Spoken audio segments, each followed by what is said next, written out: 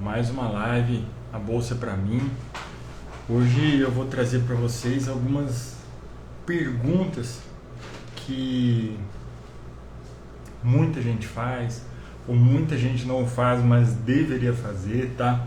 Umas perguntas aí bem famosas dentro do mercado de investimento na Bolsa de Valores. E uma pergunta é a seguinte, essa é uma pergunta que as pessoas na verdade deveriam fazer e por muitas vezes não fazem. Que é o seguinte, qual que é o maior mito dentro da Bolsa de Valores?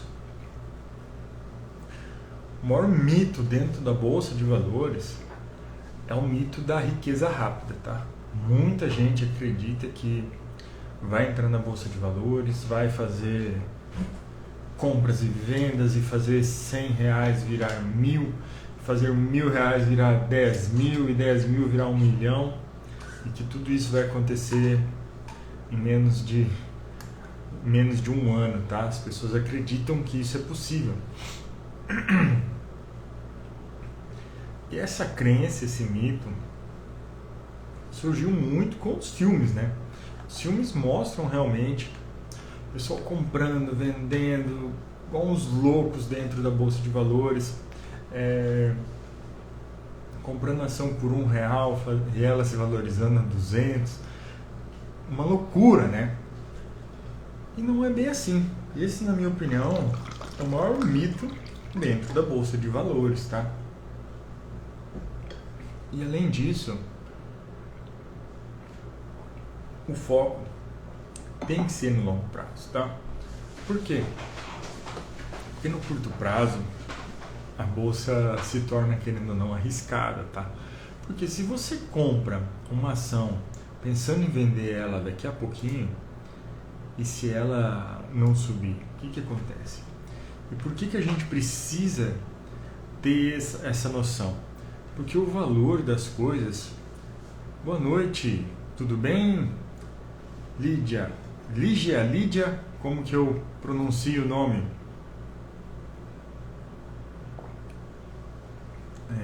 Falando hoje um pouco das principais perguntas aí da Bolsa de Valores, os principais mitos também sobre a Bolsa de Valores. E vamos conversando, tá? Pode me interromper aqui durante a live, pode ficar à vontade para conversar comigo aqui durante a live, tá? E muito obrigado já por estar participando. E outro, então esse é um mito, né? Da riqueza rápida dentro da Bolsa de Valores, tá?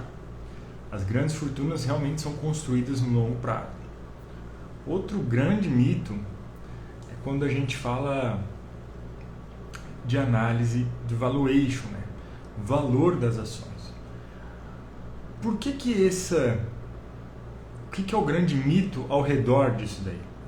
É que as pessoas consideram que tem como matematizar o preço de uma ação como se fosse como na química, como na física. Só que as pessoas esquecem que na química e na física os experimentos são conduzidos em condições controladas. E isso é impossível dentro da economia. Por quê? Vamos supor, a mesma coisa que você compra no mercado hoje é a mesma coisa que você compra no mercado se você foi lá morrendo de fome? Não, você tende a comprar um pouco mais, tá? Mesma coisa que você compra no mercado numa sexta-feira cansado do trabalho, é a mesma coisa que você compra num dia normal? Não é. Dentro de um mesmo dia, se você for em horas diferentes do seu dia no mercado, você vai comprar coisas diferentes. Então a gente precisa entender que o valor é subjetivo, tá? E quer um exemplo mais simples do que esse? Eu te pergunto, Lígia, o que vale mais? Um diamante ou um copo d'água?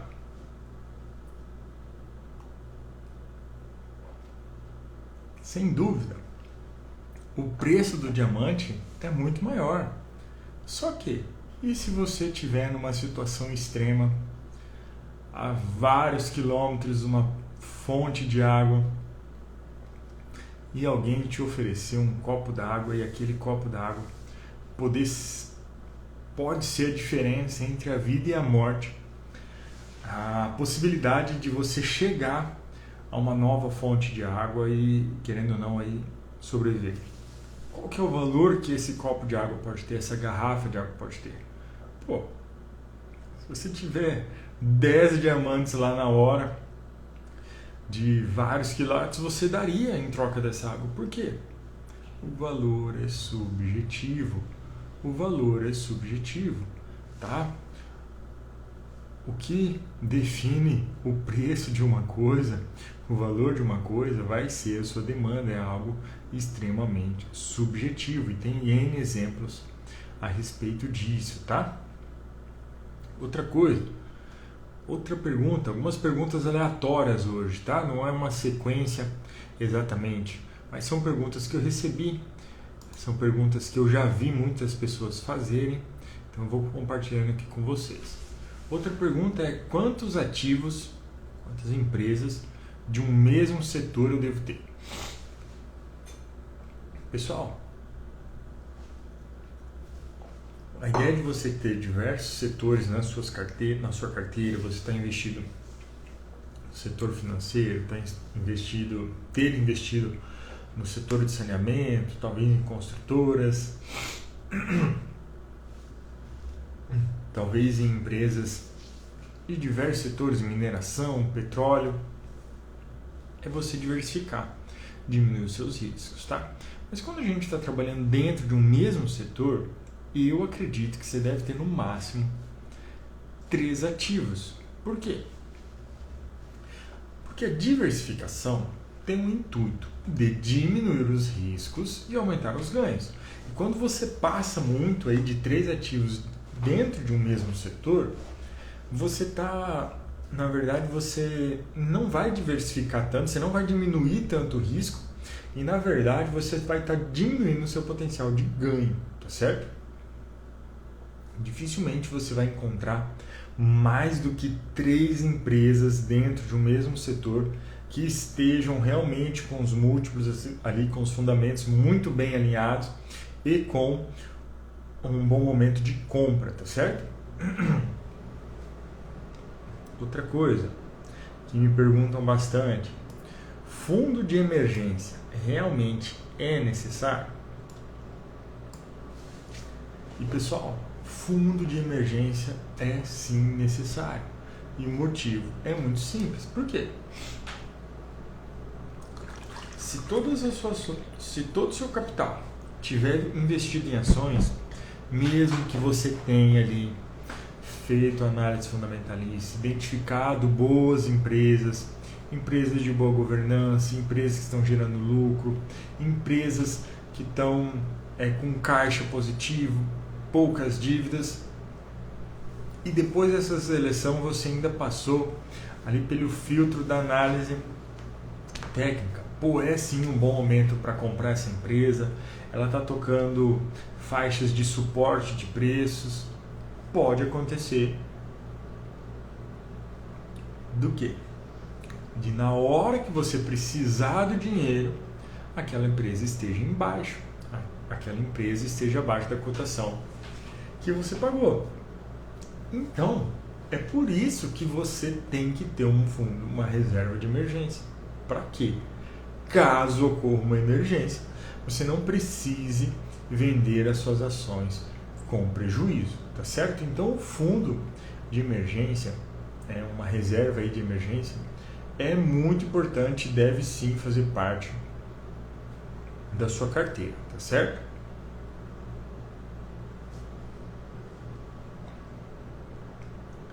Outra pergunta que eu recebo: tá, mas então como que eu invisto em ações americanas? Tem muita informação aí. Não, a gente tem que investir em ações americanas, a gente precisa se expor a moedas fortes, se proteger das crises. Então como que eu faço isso? Como que eu invisto em ações americanas? Existem diversas formas, tá?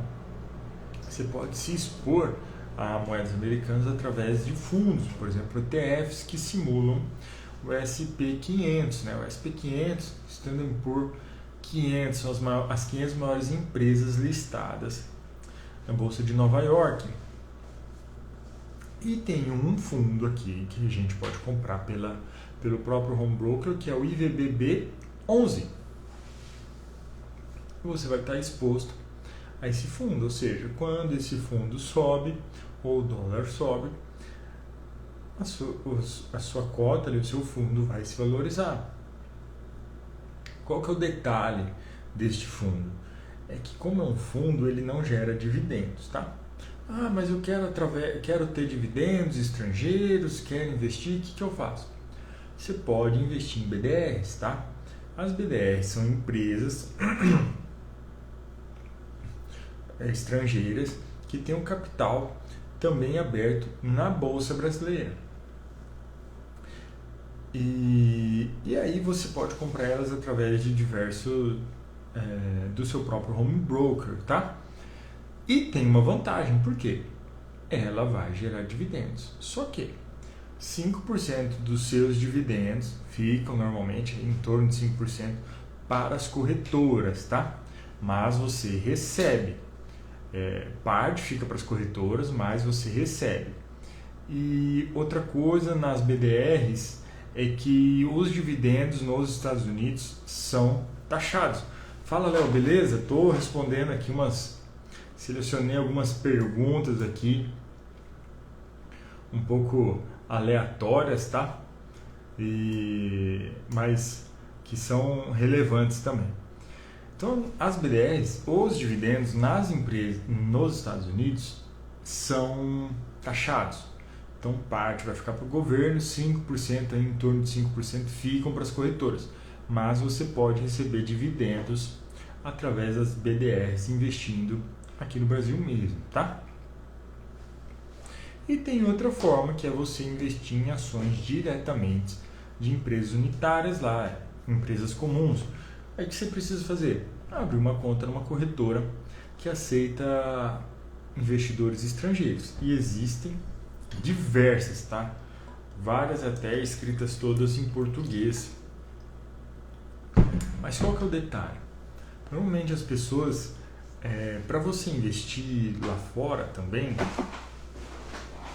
você precisa ter um certo capital, porque os lotes são mais caros, são cotados em dólar, então realmente vai ficar um pouco mais caro. E a pessoa pode, talvez não conseguir diversificar tanto o capital se ela for comprar ações de empresas de forma individuais. Desta forma, o fundo IVBB11 da SP500 pode ser uma alternativa, tá? De você estar exposto às ações americanas de forma diversificada. Só que, quando você consegue comprar ações unitárias de uma forma que você consiga ter uma boa diversificação, o seu potencial de ganho é muito maior, tá certo? O que mais? De investimentos em moeda estrangeira, você pode ter o que? Os REITs, tá? Os REITs são os fundos imobiliários americanos. E deixa eu até abrir aqui no computador para vocês. Tem alguns REITs aí extremamente chamativos e consistentes, tá? Do mesmo jeito que nós temos aqui fundos imobiliários que todo mundo acredita que são sólidos, têm boa governança, geram bons rendimentos mensais. Olha o que a gente tem aqui, tá?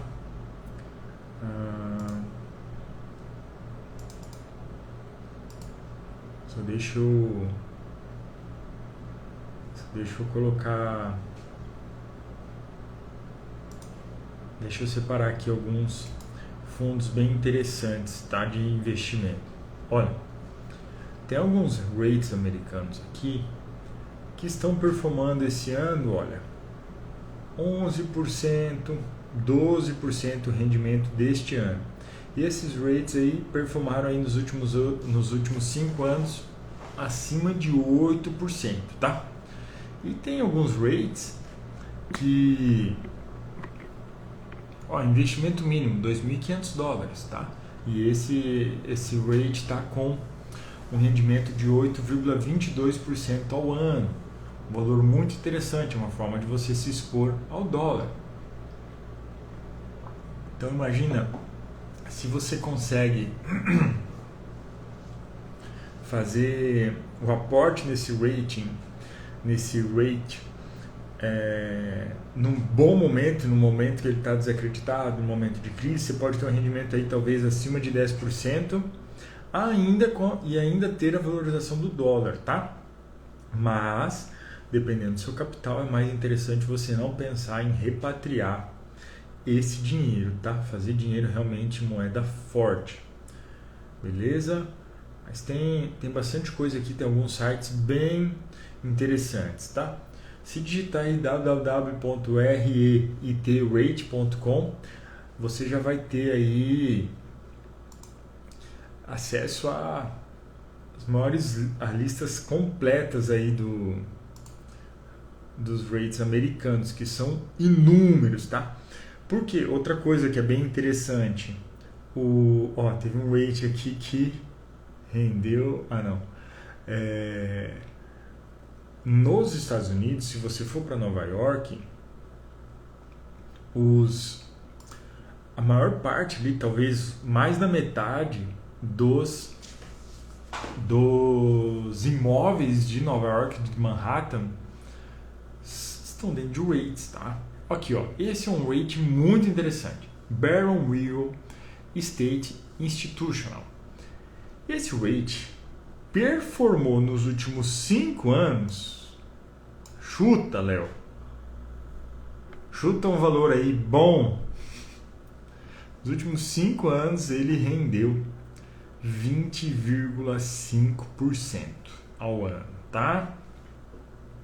Nos últimos 3 anos, 22,58%. Só que aí tem um detalhe desse rate. Não é para qualquer um. Por quê? Ele é um rate que precisa, o investimento mínimo é de $1 milhão. Então, as oportunidades são infinitas. Classificação 5 estrelas, tá? É um rate muito bem estruturado, aparentemente. Não o pesquisei a fundo, não o analisei a fundo, mas, se nos últimos 5 anos está entregando rendimentos aí acima de 20%, é um rate extremamente interessante. Mas tem esse detalhe aí, investimento mínimo é de $1 milhão, tá? Essa é mais uma forma de você investir capital estrangeiro. Só que aí vem um cuidado, que eu sempre alerto. Nem sempre, quando as ações americanas estão em baixa, o dólar vai estar em baixa. E o melhor momento, se você ganha em real, para comprar ações americanas, é quando a gente tem a junção desses dois pontos. Dólar em baixa e as ações em baixa. Por quê? Pode ocorrer do preço das ações. Você comprou com as ações lá embaixo. Aí essas ações se valorizam. Só que ao mesmo tempo que elas se valorizam, o dólar se desvaloriza. O que vai acontecer? Se você está pensando em renda em real, o seu ganho pode ter empatado, tá? É diferente de quando você pensa no investimento já em moeda estrangeira. Quando você não pensa em repatriar, isso daí vai mudando. Você tem que analisar em dólar. Também tem que tomar um cuidado se os seus aportes vão ser provenientes de renda em real, tá? Tudo isso tem que fazer parte das contas. Então, às vezes não, a gente precisa fazer 2 gráficos, tanto para compra, tanto para venda. Quando que você compra uma ação americana, um rate americano? Quando o dólar está baixo e aquela ação, aquele rate, estão baixos. E a análise técnica vai nos trazer isso, tá? E quando você vende? Exatamente o contrário. Quando o dólar está alto e a ação está alta, tá certo?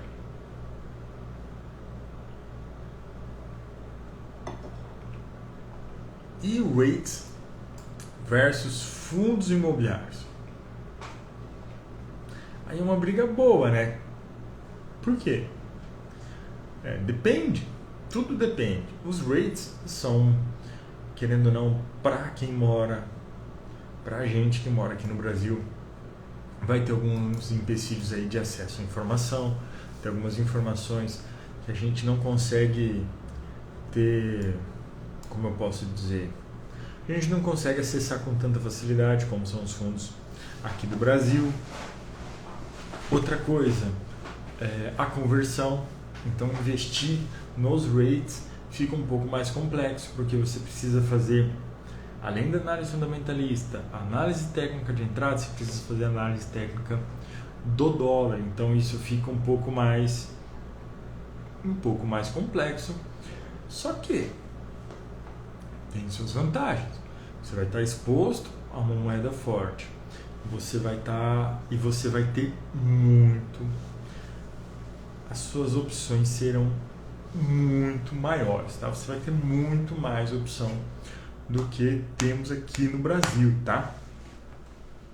Então, os rates são realmente outra ferramenta que deve fazer parte da nossa carteira de investimentos aí, conforme o capital for crescendo, tá certo? E aí, hoje uma live um pouquinho mais curtinha, mas eu também vou falar investir, outra pergunta, né? Investir em ETF, né? Investir nos fundos aí, é uma boa? E aí eu vou falar um pouco do que eu também conversei já com o Léo nos últimos dias aí, e com outros colegas. O ETF, se você já nos acompanha aqui na Bolsa para mim há algum tempo, você percebeu a importância de ter dólar na carteira, como fazer aquela inversão ali, dólar e Ibovespa, Ibovespa e dólar, quando um está lá em cima, o outro está lá embaixo, você vende esse, compra esse daqui subiu, esse aqui caiu, você vai fazendo essas trocas. Então, os ETFs, por exemplo, o BOVA11, ele te dá uma segurança de que quando o Ibovespa subir, ele vai subir. Por quê? Eu já passei por isso. Eu não tinha capital suficiente para diversificar os meus investimentos de forma que quando o Ibovespa subisse, eu conseguisse vender. Eu tinha só 3 ações na minha carteira, tá? O Ibovespa lá em cima, o dólar lá embaixo e eu precisando de dinheiro para comprar dólar, porque eu já conhecia essa covariância, já queria fazer essa modalidade, mas eu não tinha me atentado para este detalhe. O que aconteceu? O Ibovespa subiu, as ações que eu tinha não subiu, eu só pude comprar dólar com o meu caixa. Então isso, claro, eu consegui fazer dinheiro com isso, mas eu podia ter apimentado essa relação. E aí depois que eu vendi aquelas ações, eu comprei BOVA11 para fazer essa gangorra, até eu ter capital para conseguir diversificar os meus investimentos, de maneira que quando o Ibovespa sobe, eu vou ter ações suficientes para gerar caixa para comprar dólar, tá? Então isso deixou de ser um problema conforme o meu capital subiu. Então o ETF é sim uma ferramenta muito importante nos investimentos, tá certo?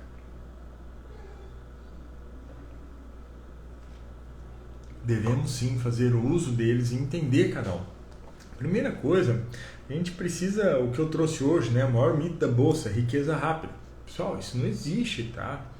Isso daí é coisa de filme, ficar comprando e vendendo e ficar rico, isso daí não existe. Pode ser que um cara fez, normalmente quando mostra opções, um ou outro fez muita grana com isso, mas isso não é a regra, tá? Normalmente aí o sucesso dos day traders, dos trades, estão mais relacionados com quem eles conhecem e não com o que eles sabem, tá? Outra coisa que a gente precisa tomar muito cuidado foi o que eu destaquei aqui. Valuation. Não, eu fiz um curso de valuation, eu sei quanto uma ação vale, eu sei exatamente quanto aquilo lá vale, eu vou comprar, vai dar tudo certo, pessoal. Valuation não é uma ciência exata. Comparei aqui com a física e com a química. Não podemos comparar valuation com física e química. Análise fundamentalista, comparar com física e química. Por quê? Física e química são experimentos que são conduzidos em condições controladas. E isso é impossível na economia, tá certo? E por que isso é impossível na economia? Porque o valor das coisas sempre vai ser subjetivo. O que isso quer dizer? O que vale mais, o diamante ou a garrafa d'água? Por exemplo, que eu comecei a live. O diamante tem um preço muito mais alto. Depende. Como eu falei, se você estiver numa situação extrema, a 30 quilômetros da próxima fonte de água num deserto, e está com o bolso cheio de diamante, alguém te oferece 10 litros d'água. Você sem dúvida vai dar todos os seus diamantes por aqueles 10 litros d'água, daqueles 10 litros de água, porque aquilo pode ser a diferença entre a vida e a morte para você. Tá? Então o valor sempre vai ser subjetivo. Por isso o valuation não é uma ciência exata. Claro que ele envolve números e é muito importante, mas não é uma ciência exata. Aí outra pergunta, né? Capitulando, quantos ativos devemos ter de um mesmo setor? Eu acredito que no máximo 3. Por quê? O objetivo de ter mais ativos de um mesmo setor é a diversificação. E a diversificação serve para quê? Para você diminuir os seus riscos ali e aumentar também os seus ganhos, potencializar os seus ganhos. E a partir de 3 ativos dentro de um mesmo setor, essa diversificação aí não vai servir tanto para diminuir riscos e, na minha opinião, ela vai comer parte do seu potencial de ganho. Dificilmente você vai encontrar 3 empresas que vão passar na sua peneira fundamentalista e na sua peneira de análise técnica ali dentro de um mesmo setor, tá certo? Sempre vai ter ali, no máximo, na minha opinião, no máximo 3 que você fala assim, não posso excluir nenhuma. Aí sim, mesmo que o setor seja extremamente bom, tá certo? Repetindo, fundo de emergência realmente necessário? Sim. Simplesmente porque, mesmo que as ações para comprar você fez a peneira fundamentalista, traçou a análise técnica, fez a análise técnica, definiu o bom momento de entrada, suportes importantes, pode acontecer de você precisar do dinheiro e as ações que você trabalhou tanto para analisar estar numa cotação abaixo. E não quer dizer que você errou a análise, quer dizer apenas que o valor é subjetivo e que essas coisas podem acontecer. E se você não tiver uma reserva, um fundo de emergência, o que vai acontecer? Você vai ter que vender ações no prejuízo. E a gente não quer isso em hipótese alguma, tá? E aí as formas de investir em ações americanas. Podemos trabalhar com ETFs, só que esses não geram dividendos. Porém, eles vão te expor a um grande número de empresas, o que facilita a diversificação e também barateia, tá? Caso tenha dinheiro suficiente aí para diversificar um número interessante de ações, é possível comprar as ações diretas abrindo conta em corretoras que aceitam estrangeiros. Outra forma são as BDRs. Nas BDRs você tem acesso aos dividendos, porém, dividendos americanos são taxados e as corretoras aí cobram em torno de 5%, mas você recebe. E tem também os rates, outra forma de você estar exposto à moeda americana. E os rates são nada mais nada menos que os fundos imobiliários americanos, muito semelhantes aos nossos, porém com muito mais opções, tá? Temos muitas opções. O que acontece? Claro que vai haver uma complexidade maior para você comprar, porque você precisa fazer análise fundamentalista, técnica, do fundo, do rate, da ação e também do dólar, para você realmente acertar na mosca e o momento de entrada. E outro detalhe, aí vem outro detalhe, mas em uma crise, as ações americanas sobem ou caem? Uma crise generalizada como foi de 2008, como foi do coronavírus, mesmo com as ações americanas, claro que ela se valoriza por causa do dólar, mas a ação cai. E é por isso que eu defendo tanto as pessoas terem dólar na carteira, tá? E aí, para finalizar, se investir em ETF é uma boa? Sem dúvida é uma boa. Investir, por exemplo, no BOVA11 para simular o índice Bovespa é uma boa? Sem dúvida, principalmente quando a gente não tem dinheiro para diversificar de maneira eficiente o nosso capital, para que quando o Ibovespa suba, o nosso capital em bolsa também suba e permita que a gente venda para comprar dólar, porque a gente já sabe aí a importância de ter dólar. Quem tem acompanhado já entendeu tudo isso. Beleza, pessoal? Hoje a live foi um pouco mais rapidinho, um pouquinho mais aleatória aqui, responder algumas perguntas, mas a gente segue. Toda terça e quinta vai ter live e a gente está estruturando para que tudo isso melhore.